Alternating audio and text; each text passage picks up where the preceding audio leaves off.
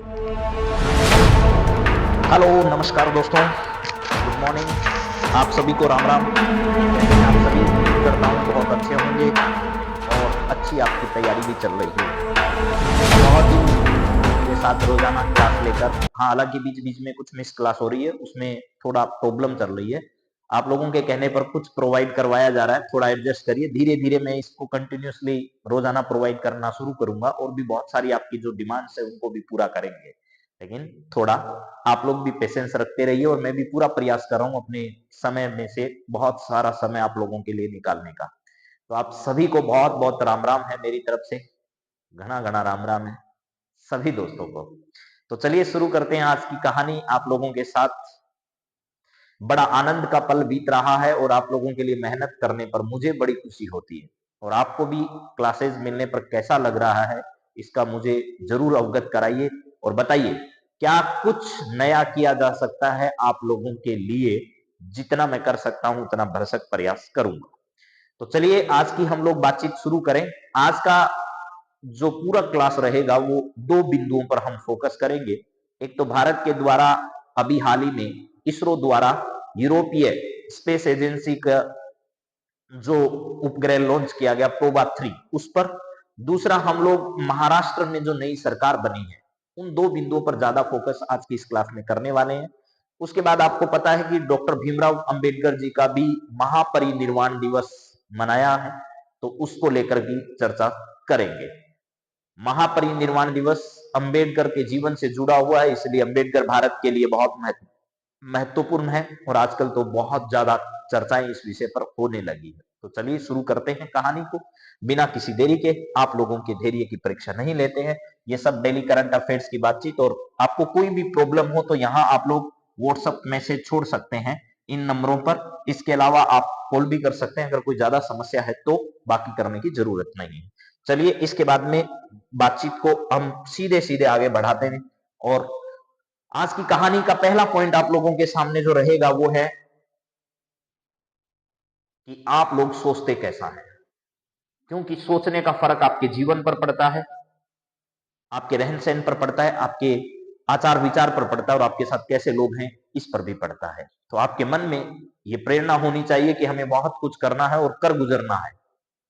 फर्क होता है खुदा और फकीर में, फर्क होता है किस्मत और लकीर में। अगर कुछ चाहो और ना मिले तो समझ लेना कुछ और अच्छा लिखा है तकदीर में। कई बार हम लोग छोटी छोटी असफलताओं से निराश हो जाते हैं। हम ये नहीं सोचते कि यह सफलता हमारे जीवन में हो सकता है बहुत बड़ी खुशी लेकर आने वाली है। और ऐसा जिंदगी में होता ही है।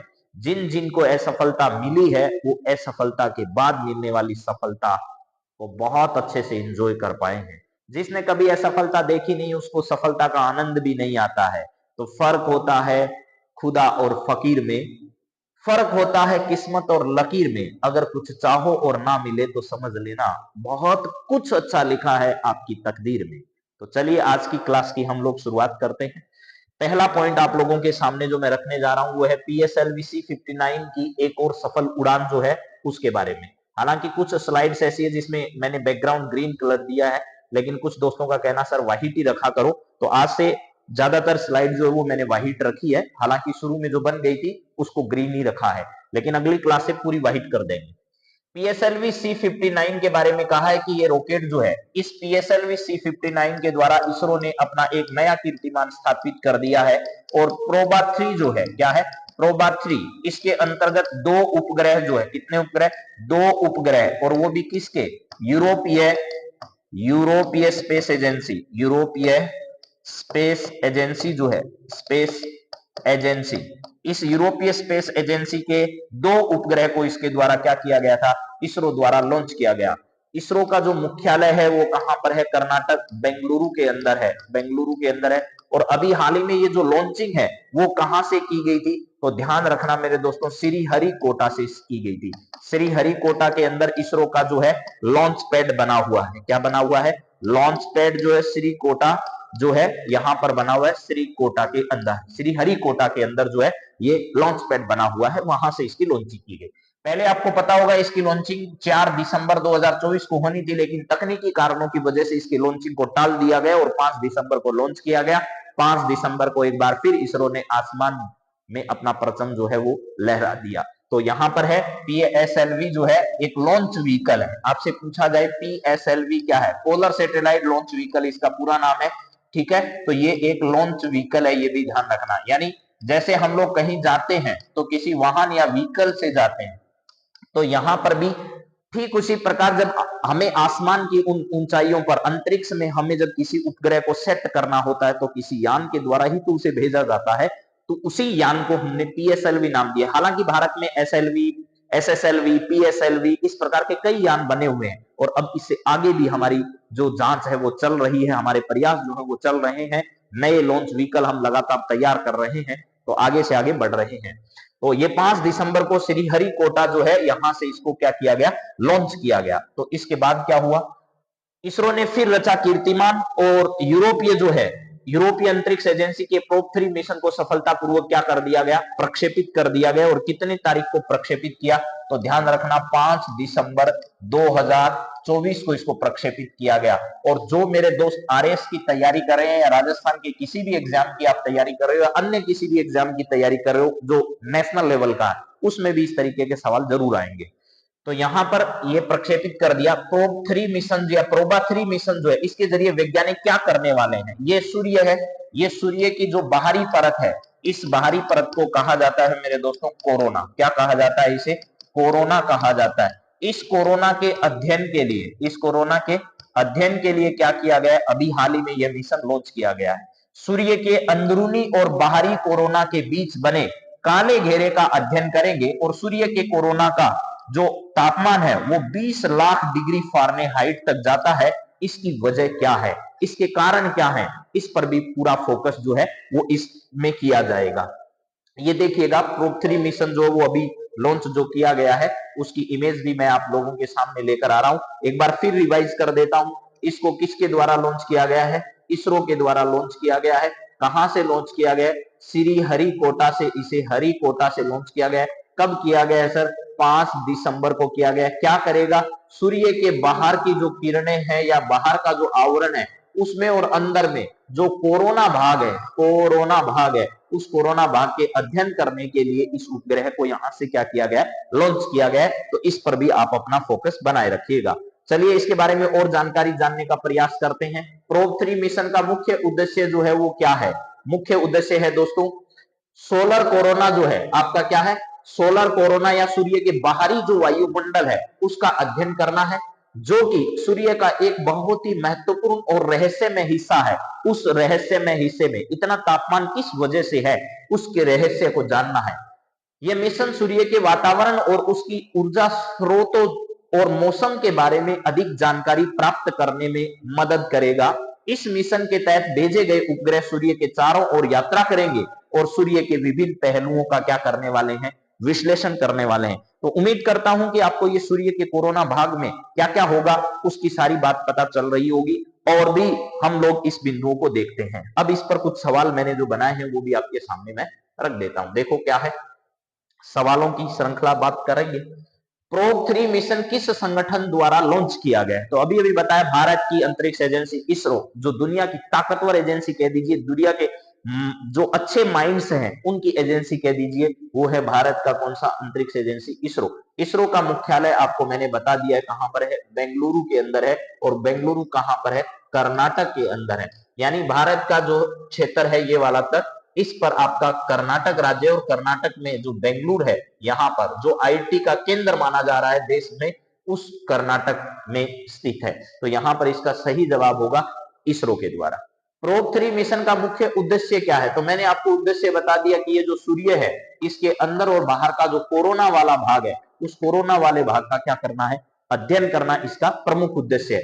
तो चंद्रमा का अध्ययन करना इसका उद्देश्य नहीं है, मंगल ग्रह का अध्ययन करना भी नहीं, पृथ्वी के वातावरण का अध्ययन करना भी नहीं, बल्कि सूर्य के कोरोना का अध्ययन करना इसका प्रमुख उद्देश्य है। ठीक है सर। इसके बाद में प्रोब 3 मिशन में कितने उपग्रह शामिल हैं, तो प्रोब 3 में मैंने बताया था 2 उपग्रह को इसमें क्या किया गया, लॉन्च किया गया। कितने उपग्रह, 2 उपग्रह को लॉन्च किया गया। प्रोबा 3 है, मैं प्रोब बोल रहा हूं लेकिन ये क्या है, प्रोबा 3 जो है इसका ध्यान रखिएगा। ठीक, 3 उपग्रह है, कोरोना का अध्ययन इसरो के द्वारा लॉन्चिंग, थे किस देश के, यूरोपीय अंतरिक्ष एजेंसी के थे। यूरोपीय अंतरिक्ष एजेंसी जो है अंतरिक्ष, ठीक है, अंतरिक्ष एजेंसी जो है उसके उपग्रह थे। ठीक बात है सर, ये भी समझ रहे हैं। प्रोबा 3 मिशन को किस दिन लॉन्च किया गया, तो याद रह जाएगा शायद आपको। प्रोबा 3 जो है वो किस दिन लॉन्च किया गया, तो 5 दिसंबर के दिन। कितने तारीख को? 5 दिसंबर के दिन इसको लॉन्च किया गया। हालांकि 4 दिसंबर भी अगर आ जाए तो मत कर देना, क्योंकि 4 दिसंबर को लॉन्चिंग को तकनीकी कारणों की वजह से क्या कर दिया गया, टाल दिया गया था। ठीक है सर। प्रोबा 3 मिशन में सूर्य के किस हिस्से का अध्ययन किया जाएगा? सूर्य के कोरोना वाला भाग जो है उसका अध्ययन किया जाएगा। ये एकदम सही आंसर है। अगर ये ऑप्शन नहीं आता तो हम सतह या सूर्य का आंतरिक भाग या सूर्य का रिएक्टर भाग जो है उसमें से सतह कर सकते थे, लेकिन यहां सही जवाब है सूर्य का कोरोना वाला भाग जो है उसका अध्ययन करेगा। प्रोबा 3 मिशन को किस उद्देश्य से डिजाइन किया गया है? अंतरिक्ष में जीवन की खोज के लिए डिजाइन किया गया? नहीं साहब, अंतरिक्ष में नहीं। चंद्रमा पर जीवन की खोज नहीं करनी है। मंगल ग्रह पर भी मानव बस्ती बसाने का कोई प्रयास नहीं करना। तो सूर्य के मौसम और गतिविधियों का अध्ययन करना है। सूर्य पर मौसम किस प्रकार बदलता है, उसकी वजह से धरती पर इतना तापमान क्यों हो जाता है, धरती पर तापमान कम या ज्यादा होना किस वजह से हो रहा है, इसके लिए उसका अध्ययन करना इसमें शामिल है। ठीक है सर, हमको समझ आ गया है। आगे बढ़िए। अब इसी से रिलेटेड कुछ और सवाल भी हैं। मैं एक टॉपिक पर आपको पूरी डिटेल जो है वो बताने वाला हूं। ऐसे नहीं कि एक सवाल लिया और उसी में सब खत्म कर दिया। हर तरीके का सवाल मैं बनाकर उसका प्रयास करूंगा और आगे से ज्यादातर प्रयास करूंगा हर टॉपिक पर आपको अलग से वीडियो मिले, इसकी मैं भरपूर कोशिश कर रहा हूं। अगर ऐसा संभव हुआ तो आपको एक एक दो दो घंटे की क्लास लेने की जरूरत नहीं है। मैं हर टॉपिक का अलग वीडियो, उसके ऑब्जेक्टिव सवाल उसी के साथ डालूंगा। फिर मैं एक वीडियो डालूंगा केवल क्वेश्चन आंसर का आपकी प्रैक्टिस के लिए। तो उससे बेहतर तैयारी का कोई विकल्प नहीं हो सकता। छोटे छोटे वीडियो देखने में आपका ज्यादा टाइम वेस्ट भी नहीं होगा और आपकी तैयारी भी बेहतर होगी। जी, प्रोबा 3 मिशन का मुख्य वैज्ञानिक उद्देश्य क्या है? उद्देश्य मैंने बता दिया है भाई कि सूर्य का जो भाग है उसका अध्ययन करना है। सूर्य का, जिसको हम चुंबकीय क्षेत्र भी बोल सकते हैं, कोरोना वाला भाग भी बोल सकते हैं, ठीक है, इसका अध्ययन करना है। लेकिन अलग अलग तरीके के ऑप्शन हैं। मंगल ग्रह की सतह नहीं, पृथ्वी के वायुमंडल का भी नहीं, चंद्रमा पर जल की उपस्थिति नहीं भाई, बल्कि सूर्य के चुंबकीय क्षेत्र का अध्ययन करना इसका वैज्ञानिक उद्देश्य है। प्रोबा 3 मिशन के उपग्रह किस तकनीक का उपयोग करेंगे? जो उपग्रह हमने भेजे हैं वो किस तकनीक पर आधारित है? तो ध्यान रखना, जो हमने सैटेलाइट इसके भेजे हैं उनमें सौर ऊर्जा से चलने वाली बैटरीज लगी हुई है, यानी उसमें प्लेट लगी हुई है, सोलर प्लेट। उस सोलर प्लेट के आधार पर क्या किया जाएगा, इसको डिजाइन किया गया है। कृत्रिम बुद्धिमत्ता, आर्टिफिशियल इंटेलिजेंस नहीं, मल्टी स्पेक्ट्रल इमेजिंग, रेडियो संकेत, विकिरण माप। तो यहां पर मल्टी स्पेक्ट्रल इमेजिंग जो है, यानी कई प्रकार की इमेज वो लेने में क्या होगा, सक्षम होगा। मल्टी स्पेक्ट्रल इमेजिंग सिस्टम उसके अंतर्गत क्या किया गया है, लगाया गया है। प्रोबा 3 मिशन का उद्देश्य सूर्य के किस वायुमंडल के बारे में जानकारी प्राप्त करना है? सूर्य के आंतरिक कोर या सूर्य का कोरोना और सौर हवा। सौर हवा और कोरोना वाला जो भाग है जिसमें कोरोना आ जाए समझना ना, उसी की बातचीत हमारे हो रही है। इन दोनों को क्या करना है, यहां पर हासिल करना है। प्रोबा 3 मिशन का उद्देश्य क्या है, तो यहां ध्यान रखना है कि सूर्य के किस वायुमंडल के बारे में जानकारी प्राप्त करनी है, तो कोरोना वाले भाग और सौर हवा वाला जो भाग है उसकी जानकारी हमें प्राप्त करनी है। जी हां। अगला यहां पर सवाल है, प्रोबा 3 मिशन का कौन सा प्रमुख लक्ष्य है? प्रोबा 3 जो है उसका प्रमुख लक्ष्य क्या है भाई, क्या करना चाहते हैं? ठीक है, तो देखते हैं सर। पृथ्वी के मौसम का अध्ययन करना प्रमुख लक्ष्य नहीं है। उद्देश्य या लक्ष्य आपको बता दिए हैं। सूर्य के सक्रिय क्षेत्रों के बारे में अधिक जानकारी प्राप्त करना, मंगल पर जीवन की खोज नहीं, अंतरिक्ष में कचरे का पता लगाना नहीं, सूर्य के सक्रिय क्षेत्रों के बारे में अधिक जानकारी प्राप्त करना। अलग अलग हैं। उद्देश्य पूछा है तो भी ऑप्शन अलग है, लक्ष्य पूछा है तो भी अलग है, वैज्ञानिक उद्देश्य पूछा है तो भी ऑप्शन अलग अलग तरीके से मैंने दिए हैं आपको। तो उम्मीद करता हूं कि आपको ये बात समझ आ जाएगी। फिर है प्रोबा 3 मिशन जो है इसका पहला उपग्रह सूर्य के पास कब पहुंचेगा? जो हमने भेजे हैं दो उपग्रह जो हमारे द्वारा भेजे गए हैं, ये दोनों उपग्रह में से एक उपग्रह 2025 में, यानी अभी तो 24 चल रहा है, थोड़े दिन में 25 आने वाला है, तो 2025 में ही एक उपग्रह जो है वो कहां पहुंच जाएगा, सूर्य के पास पहुंच जाएगा मेरे दोस्तों। तो यहां पर सही जवाब इसका क्या होगा, वो होगा 2025, एक उपग्रह 2025 के अंदर यहां पर पहुंच जाएगा। मुझे लगता है कि मैंने 11 सवाल आपको बताए हैं, इनमें कुछ बात तो इस मिशन के बारे में आपके दिमाग में क्लियर हुई होगी, लेकिन फिर भी मैंने सवालों का पीछा नहीं छोड़ा है, अभी और भी सवाल हैं इससे रिलेटेड। अगला क्या है सर? प्रोबा 3 मिशन जो है किस स्थान से ये लॉन्च किया गया है? तो आपको पता है बाइकोनूर कजाकिस्तान से नहीं किया गया, फ्लोरिडा यूएसए भी नहीं, गुयाना फ्रांस से भी नहीं किया गया, बल्कि श्रीहरिकोटा भारत से इसकी लॉन्चिंग जो है वो की गई है इसरो के द्वारा। प्रोबा 3 मिशन के उपग्रहों का उद्देश्य सूर्य के कोरोना का अध्ययन करते हुए किस विशेष पहलू का विश्लेषण करना है? सूर्य के चुंबकीय बलों की प्रवृत्ति का, सूर्य के मौसम पर पृथ्वी के प्रभाव, पृथ्वी पर प्रभाव का, सूर्य के रासायनिक तत्व का, सूर्य की सतह की गहराई। सतह की गहराई भी हमें जाननी नहीं है, बल्कि मौसम जो है सूर्य का, उसके पृथ्वी के वातावरण पर क्या प्रभाव पड़ता है, सूर्य के जो मौसम है उसका पृथ्वी पर क्या प्रभाव पड़ता है। सूर्य के कोरोना भाग का इतना तापमान है, उसकी वजह से धरती पर पड़ने वाले प्रभाव जो है, पृथ्वी पर पड़ने वाले जो प्रभाव हैं, उस प्रभावों को क्या करना है, विश्लेषण करना ही इसका क्या है, उद्देश्य है। ठीक बात है सर। इसके बाद भी सवाल और है सर? जी हाँ, 15 सवाल हैं एक ही टॉपिक से रिलेटेड। तो उम्मीद है कि आपको पसंद आएगा, ये मेरा जो तरीका है वो। अगर पसंद आए तो जरूर मुझे अवगत कराइएगी सर, बहुत बढ़िया लग रहा है, बहुत अच्छा लग रहा है, बहुत ही अच्छी पहल आपके द्वारा की जा रही है, ऐसा मुझे जरूर अवगत आप कराएं। प्रोबा 3 मिशन की सफलता से भारत को किस क्षेत्र में प्रगति मिलेगी? पता ही है, प्रोबा 3 मिशन जब हमने लॉन्च किया है तो ये जिस क्षेत्र से जुड़ा हुआ है उसी क्षेत्र में भारत की जो धाक है, क्यों, अन्य देशों से कम कॉस्ट में भारत लॉन्च करने जा रहा है।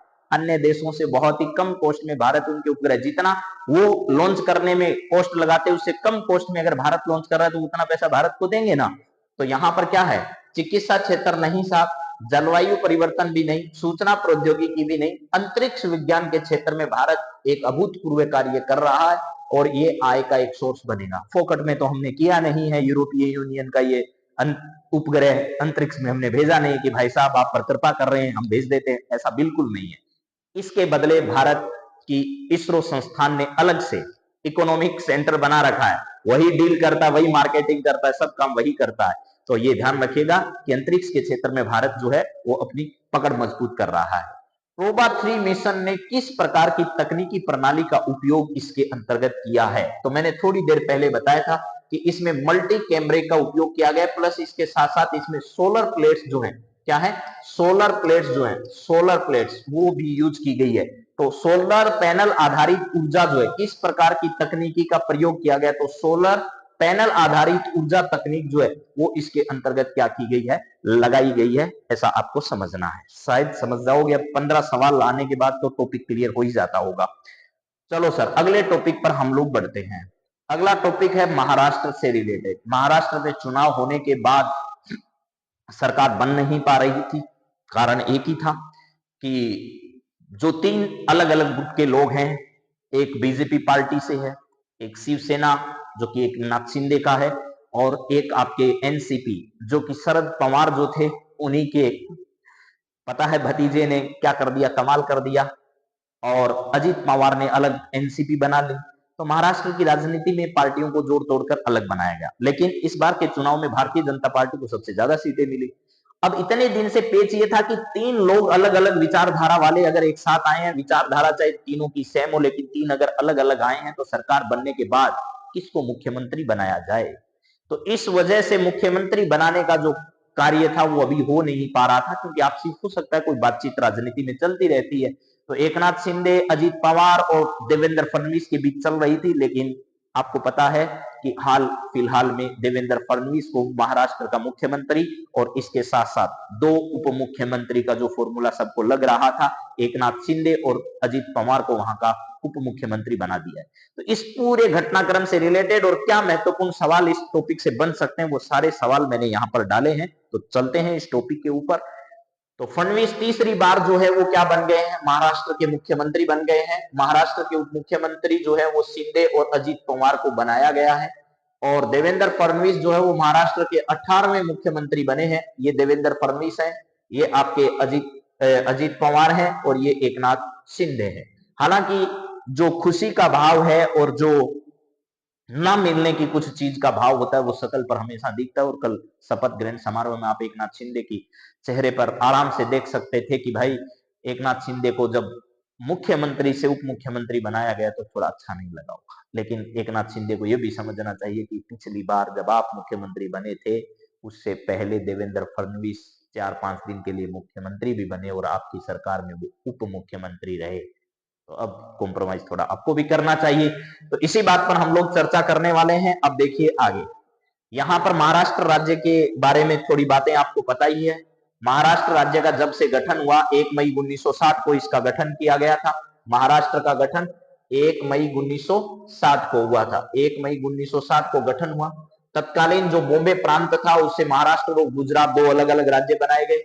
महाराष्ट्र का गठन होने के बाद यशवंतराव चव्हाण जो है वो वहां के पहले मुख्यमंत्री बने थे। ये आपको ध्यान रखना है कि महाराष्ट्र के पहले मुख्यमंत्री कौन थे? यशवंतराव चव्हाण थे। महाराष्ट्र अपने गठन के समय से ही देश का सबसे धनी राज्य है। विधानसभा की यहाँ सीटें जो है वो 288 सीटें हैं, ये भी ध्यान रखना। महाराष्ट्र में विधानसभा की 288 सीटें हैं, जो कि देश में तीसरा सबसे अधिक विधानसभा सीटों वाला राज्य है। सबसे ज्यादा अगर पूछे जाए तो उत्तर प्रदेश में विधानसभा की सबसे ज्यादा सीटें हैं। उसके बाद यहाँ पर राज्यसभा की, विधानसभा की कितनी सीटें हैं सर? 288 है। लोकसभा की कितनी सीटें हैं सर? 48 सीटें हैं। दोनों बहुत इंपॉर्टेंट आपके लिए, याद रखिएगा। उत्तर प्रदेश के बाद इस लोकसभा सीटों की संख्या के आधार पर देश में दूसरे पायदान पर कौन स्थान रखता है मेरे दोस्तों? वो रखता है महाराष्ट्र। इस साल राज्य के विधानसभा चुनाव में भाजपा को 132 सीटें जो है, यानी 288 सीटों में से 288 में से कितने नंबर? 138 या 132? 132 नंबर केवल अकेली बीजेपी पार्टी को मिली है। केवल अकेली बीजेपी पार्टी को 288 में से 132 सीट मिलना बहुत बड़ी बात है, बहुत बड़ी बात है। महाराष्ट्र जैसे राज्य में 132 सीटें प्राप्त होना 288 में से। तो ये सारे डाटा आपको याद रखना। 288, 48, इसके अलावा यहाँ पर विधानसभा जो है उसकी विधानसभा की 288, 48, 288 में से 132 बीजेपी पार्टी को सीट यहाँ महाराष्ट्र में मिली है। इसके अलावा देखिए हर तरीके की डिजाइन आपके सामने मैं बनाकर ला रहा हूं, सारे एक्सपेरिमेंट किए जा रहे हैं अब। ठीक, तो चलिए, भाजपा के साथ महायुति गठबंधन में शामिल हुए एकनाथ शिंदे की जो पार्टी थी, देखिए बीजेपी को 132 सीटें, इस एकनाथ शिंदे की जो शिवसेना पार्टी थी उसको 57 सीटें, और अजीत पवार की एनसीपी जो है, एनसीपी, और यहां पर क्या है? शिवसेना, शिवसेना पार्टी, और इसके अलावा क्या है? BJP party. इन तीनों पार्टियों को इतनी सीटें मिली है 288 में से। इसका मतलब ये हो गया मेरे दोस्तों, महायुति गठबंधन जो है उसको टोटल 9 और 1 10, इसके अलावा 4 5 9, 9 और 4 13, और ये हो गया 2, यानी 233 सीट, 230 सीट मिली है 288 में से। 230 आउट ऑफ 288, ये बहुत बड़ा आंकड़ा है। और ये महायुति गठबंधन जो है इसके तहत मिला है। तो महाराष्ट्र में सबसे अधिक समय तक मुख्यमंत्री के रूप में काम करने का रिकॉर्ड जो है वो वसंतराव नाईक के नाम पर है, यानी सबसे ज्यादा लंबे समय तक मुख्यमंत्री जो है वो महाराष्ट्र में कौन रहे हैं? सबसे पहले मुख्यमंत्री यशवंतराव चव्हाण रहे। सबसे लंबे समय तक मुख्यमंत्री रहने का जो कीर्तिमान है वसंतराव नाईक का, और सबसे छोटा कार्यकाल देवेंद्र फडणवीस का ही रहा है। पिछले 2019 के अंदर इन्होंने किया था। सुबह 5-6 बजे जब लोग उठे नहीं थे, टीवी खोला तो देवेंद्र फडणवीस साहब शपथ ले रहे थे, और उस राजनीतिक घटनाक्रम ने सबको चौंका दिया था। लेकिन हुआ तो वो सब था, लेकिन वो सब ज्यादा दिन चल नहीं पाया, और 4 दिन की सरकार के बाद देवेंद्र फडणवीस को बहुमत हासिल नहीं होने की वजह से इस्तीफा देना पड़ गया। 11 साल और 77 दिनों तक राज्य के मुख्यमंत्री रहे वसंतराव नाईक। वह दिसंबर 1963 से फरवरी 1975 तक इस पद पर क्या रहे? बने रहे। जरूर ये डाटा याद रख लेना, इनमें से किसी पर भी आपसे सवाल इस बार की परीक्षाओं में पूछा जा सकता है। शरद पवार की जो पार्टी थी मूल एनसीपी, अब उनके पास नहीं है, लेकिन एनसीपी, किसकी एनसीपी? शरद पवार की एनसीपी। उस एनसीपी को भैया जी 13 ही सीट मिली है। ये बहुत बड़ी, कभी पूरे महाराष्ट्र की राजनीति में दबदबा रखने वाला, जिसे राजनीति का चाणक्य कहा जाता था, ऐसा व्यक्ति जिसकी पार्टी का ये हाल जो है वो आप देख सकते हैं। चलिए सर, अगली बात करते हैं। इसके बाद कुछ और फैक्ट्स जो हैं वो मैंने आपके सामने लिखे हैं, याद रहे तो ठीक है, नहीं रहे तो भी कोई बड़ी बात नहीं है, कुछ मोटी मोटी बातें आप याद कर लीजिएगा। देवेंद्र फडणवीस के नाम महाराष्ट्र के मुख्यमंत्री के रूप में कई रिकॉर्ड अब तक दर्ज हैं। वह महाराष्ट्र के अंदर भाजपा के पहले मुख्यमंत्री रहे। इससे पहले या तो कभी एनसीपी की सरकार रही, या कभी इंडियन नेशनल कांग्रेस की सरकार रही, या फिर शिवसेना का ही मुख्यमंत्री वहां पर बनता था, शिवसेना का ही मुख्यमंत्री कोई बना। लेकिन बीजेपी के मुख्यमंत्री के तौर पर क्या है, पहले भी एक कार्यकाल जो है उसके दौरान देवेंद्र फडणवीस रहे, फिर 4 दिन के रहे, और अब तीसरी बार वो मुख्यमंत्री बने हैं। कितने दिन का कार्यकाल उनका रहेगा ये देखना है। महाराष्ट्र में मुख्यमंत्री के रूप में कार्यकाल पूरा करने वाले देवेंद्र फडणवीस दूसरे मुख्यमंत्री हैं। जो भी मुख्यमंत्री बना, किसी ने कार्यकाल पूरा नहीं किया। 2 ही मुख्यमंत्री अब तक ऐसे बने जिन्होंने 5 साल का कार्यकाल पूरा किया, जिसमें से देवेंद्र फडणवीस एक व्यक्ति हैं। इन्हीं के नाम पर सबसे कम समय तक के लिए मुख्यमंत्री बनने का रिकॉर्ड भी है, यानी 2019 के अंदर जो है देवेंद्र फडणवीस ने दूसरा कार्यकाल जो है उस दौरान केवल 4 दिनों तक ही वो मुख्यमंत्री के पद पर रहे। विधानसभा में बहुमत हासिल नहीं हुआ और उन्होंने अपने पद से इस्तीफा दे दिया। फडणवीस से पहले महाराष्ट्र में सबसे कम समय तक के लिए मुख्यमंत्री रहने का रिकॉर्ड जो है वो पीके सावंत के नाम पर था। 25 नवंबर से 4 दिसंबर 1963 तक 10 दिनों के लिए वो महाराष्ट्र के मुख्यमंत्री रहे थे। लेकिन अब सबसे छोटा कार्यकाल देवेंद्र फडणवीस का ही है। फडणवीस राज्य के दूसरे सबसे युवा मुख्यमंत्री बने थे। इससे पहले आपको शिवसेना मूल जिसने बनाई थी उस व्यक्ति का नाम था बाला साहब ठाकरे। बाला साहब ठाकरे सबसे कम उम्र में क्या बन गए थे, मुख्यमंत्री बने थे? नहीं। इसके अलावा एक व्यक्ति जिसकी हम चर्चा करते हैं, शरद पवार। शरद पवार जो राजनीति के चाणक्य महाराष्ट्र में कहलाते थे, वो भी सबसे कम उम्र में मुख्यमंत्री बने। शरद पवार राज्य के सबसे युवा मुख्यमंत्री रह चुके। उन्होंने 38 साल की उम्र में ही क्या कर लिया था, मुख्यमंत्री का पद जो है वो प्राप्त कर लिया था। हालांकि देवेंद्र फडणवीस 40 प्लस हो गए, उसके बाद वो मुख्यमंत्री बने थे, ऐसा आपको ध्यान रखना है। चलिए सर, ये बात हमें समझ में आ गई है। इसके बाद अगला पॉइंट जो है वो हमारी स्क्रीन पर क्या आ रहा है, सर्वाधिक कार्यकाल वाले मुख्यमंत्री कौन है महाराष्ट्र के अंदर, वो भी जरा देख लीजिए फटाफट। सर्वाधिक कार्यकाल वाले मुख्यमंत्रियों की अगर चर्चा की जाए तो वसंतराव नाईक। वसंतराव क्या है, नाईक है। वसंतराव नाईक जो है वो इस समय आपको नजर आ रहे हैं। ये कांग्रेस के मुख्यमंत्री, सबसे लंबे समय तक इन्होंने काम किया है महाराष्ट्र के अंदर, 12 साल तक मुख्यमंत्री रहे वसंतराव नाईक। सर्वाधिक शपथ ग्रहण करने वाले नरहरि जाधव जो है वो कांग्रेस के 4 बार महाराष्ट्र में मुख्यमंत्री की शपथ उन्होंने ग्रहण की। सबसे युवा मुख्यमंत्री की बात की जाए तो धनंजय मुंडे भी महाराष्ट्र के सबसे युवा मुख्यमंत्रियों में जाने जाते हैं। यानी